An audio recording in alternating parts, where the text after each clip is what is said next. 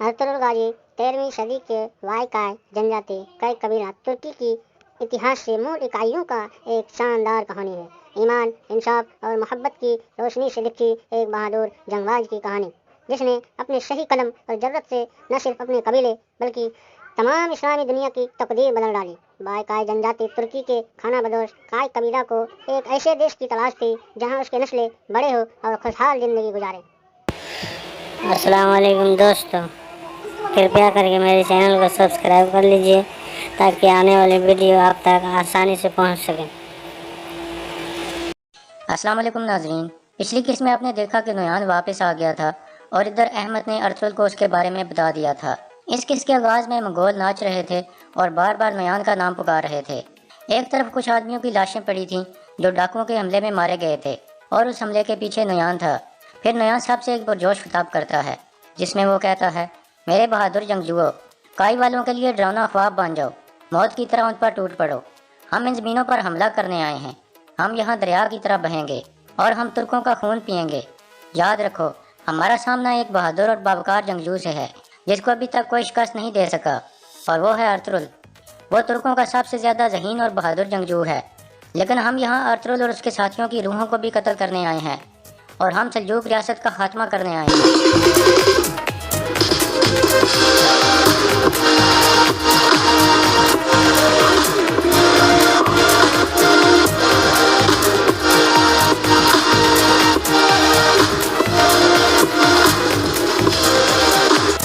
इसी दौरान अर्तुगरुल और उसके साथी ये गार में बैठे हुए थे। गुनल्ब कहता है, मंगोल हमसे बहुत दूर हैं सरदार, वो इतने फासले से हमें नुकसान नहीं पहुंचा सकते जब तक कि वो हमारी रियासत में घुसने का फैसला नहीं कर लेते। अर्तुगरुल कहता है, नहीं गुनल्ब साहब, अगर हमारे मुल्क में घुसने की जिम्मेदारी नुयान को दी गई है तो पहले वो हमें अंदर से घेरने की कोशिश करेगा। वो हमारे अंदर हर जगह अपने आदमी भेजेगा, हमारे कबीलों में, हत्ता के कोनिया के महल में भी। मेरे खिलाफ उसकी नफरत इतनी ज़्यादा है कि अगर मैं दुनिया के आखिरी कोने पर भी चला जाऊं तो वो मेरे पीछे आने से नहीं रुकेगा।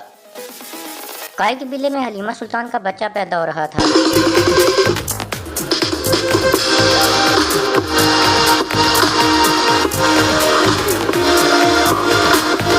दूसरी तरफ नुयान एक मेहमान खाने में पहुंच चुका था और कुछ खा रहा था।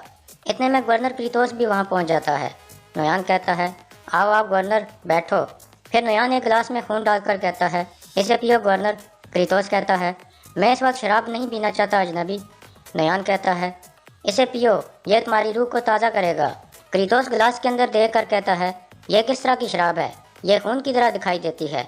नुयान कहता है, यह शराब नहीं, यह खून ही है। तुर्कों के खून को मैंने बहुत याद किया था, इसे पी लो, यह तुम्हें तुम्हारे मुर्दा बेटे को बुलाने में मदद करेगा। क्रीतोस कहता है, मैं ये नहीं पीता, मैं यहाँ तुम्हें बताने आया हूँ कि तुम सही थे। मारिया वाकई सादतीन के साथ मिली हुई थी। अब उस गलीज आरिस की बारी है जिसने अपना नाम तब्दील करके अहमद रख लिया है।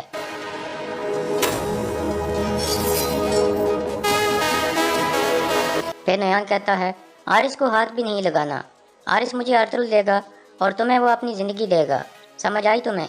क्रीतोस हंसते हुए कहता है, बहुत अच्छे, हमारा साथ अच्छा रहेगा, लेकिन पहले मुझे बताओ कि तुम हो कौन? नुयान कहता है, मैंने तुम्हें पहले भी बताया था, मैं सिर्फ एक मुसाफिर हूँ। मैं तुम्हारी ज़िंदगी का सबसे बेहतरीन दोस्त बनूंगा।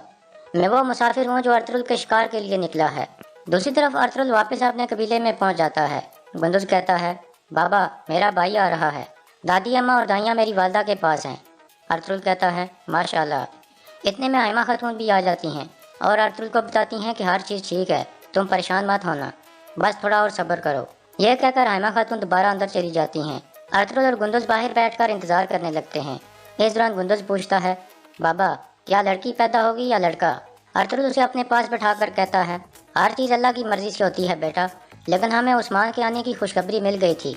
तुम्हारी वालदा, तुम्हारी दादी अम्मा और मैंने उसे ख्वाब में देखा था। फिर गुंदुज पूछता है, आप मेरी वालदा को गजाली आंखों वाली क्यों कहते हैं बाबा? अर्तुगरुल कहता है, क्योंकि मैं उसे गजाली आंखों वाले हिरन की वजह से मिला था। फिर अर्तुगरुल को वो ख्याल आता है जब पहली दफ़ा उसने हलीमा को देखा था।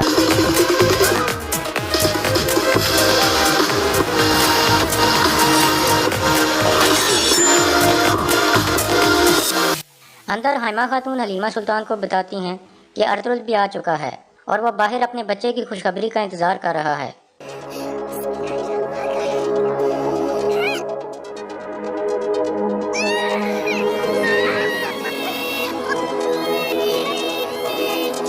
اس طرح بچہ پیدا ہو جاتا ہے۔ بچے کے رونے کی آواز سن کر گندوز اور ارطغرل مسکرانے لگتے ہیں۔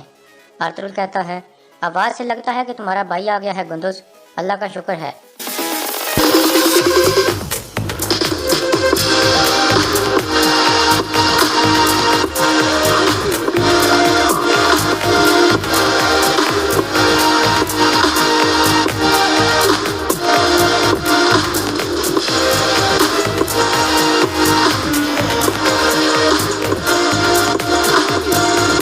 حلیمہ سلطان بچے کو دیکھ کر کہتی ہے ہمارا عثمان آ گیا ہے، ماشاءاللہ یہ کتنا خوبصورت بچہ ہے والدہ، یا اللہ تیرا شکر ہے۔ اس کے بعد حلیمہ سلطان کو سانس لینے میں مشکل پیش آنے لگتی ہے۔ آئمہ خاتون پوچھتی ہیں کیا تم ٹھیک ہو بیٹی؟ حلیمہ کہتی ہے میں ٹھیک ہوں والدہ، ارطغرل کو بچے کی خوشخبری سنائیں۔ آئمہ خاتون بچے کو اٹھا کر باہر کی طرف چل پڑتی ہیں، جبکہ حلیمہ سلطان کو سانس لینے میں کافی دشواری پیش آ رہی تھی۔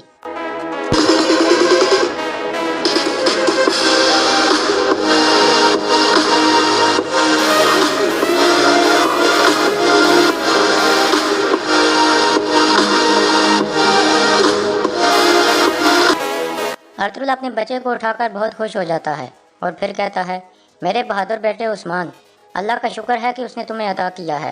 گندوز بھی بہت خوش تھا۔ پھر ارطغرل پوچھتا ہے حلیمہ کیسی ہے والدہ؟ آئمہ خاتون کہتی ہیں وہ ٹھیک ہے بیٹا، وہ کچھ آرام کرنے کے بعد بہتر ہو جائے گی۔ اتنے میں حکیم ارطغرل بھی وہاں پہنچ جاتا ہے۔ ارطغرل کہتا ہے خوش آمدید ارطغرل صاحب، عثمان آ گیا ہے۔ ارطغرل کہتا ہے ماشاءاللہ کتنا خوبصورت بچہ ہے۔ تھوڑی دیر بعد ابن العربی بھی اجازت لے کر اندر آ جاتے ہیں۔ سلام دعا کے بعد ابن العربی کہتے ہیں تو آخر آپ کا بچہ آ گیا ارطغرل صاحب، اللہ اسے آپ جیسا فاتح بنائے۔ صاحب کہتے ہیں آمین۔ پھر ارطغرل کہتا ہے یہ میرے بابا کی وصیت تھی کہ ہم اس کا نام عثمان رکھیں گے، میں چاہتا ہوں کہ آپ اس کے کان میں اذان دیں اور اس کا نام رکھیں۔ پھر ابن العربی عثمان کے کان میں اذان دینے لگتے ہیں۔ اللہ اکبر، اللہ اکبر۔ آخر میں وہ 3 بار کہتے ہیں تمہارا نام عثمان ہے، اللہ تمہیں برکت اور اچھی قسمت والی زندگی عطا کرے اور تمہیں عالم اسلام کا خدمتگار بنائے۔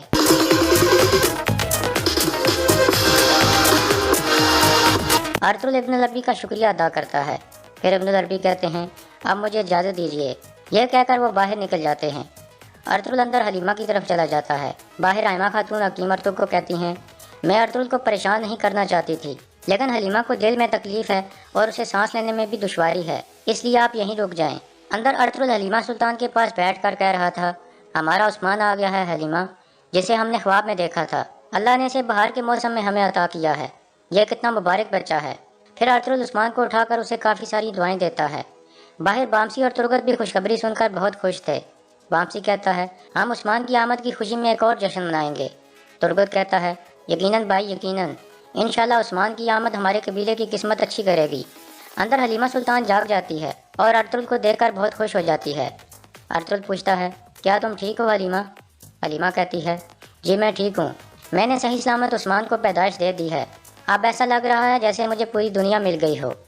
ارطغرل کہتا ہے میرے 3 بچوں کی ماں، تم نے میرے بچوں کو جنم دے کر مجھے محسوس کرایا ہے جیسے یہ ساری دنیا میری ہو گئی ہو، ہم مل کر ان کو پروان چڑھائیں گے انشاءاللہ۔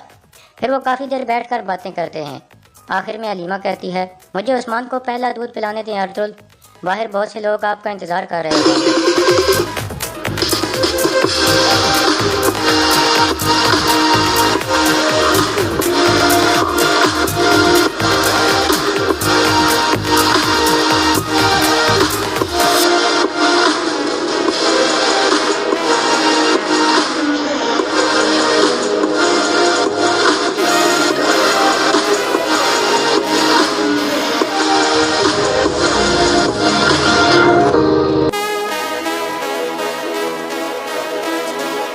بامسی اور ترگت ارطغرل کو مبارکباد دیتے ہیں اور بہت خوشی کا اظہار کرتے ہیں۔ پھر آئمہ خاتون اندر حلیمہ کے پاس چلی جاتی ہیں اور باقی سب بیٹھ جاتے ہیں۔ ارطغرل کہتا ہے ارطغرل صاحب میں حکم دیتا ہوں کہ عثمان کے آنے کی خوشی میں بہار کے جشن کو مزید 3 دن کے لیے بڑھا دیا جائے اور اس کے علاوہ اوغر سرداروں کو دعوت دیں تاکہ وہ بھی اس جشن میں شامل ہو سکیں۔ کچھ دیر باتیں کرنے کے بعد بامسی اور ترگت اٹھ کر چلے جاتے ہیں۔ پھر حکیم ارطغرل کہتا ہے حلیمہ سلطان نے ابھی بھی بچے کو جنم دیا ہے، بہتر ہے کہ میں یہیں رک جاؤں۔ ارطغرل کہتا ہے صحیح سوچا آپ نے ارطغرل صاحب، آپ یہیں رک جائیں۔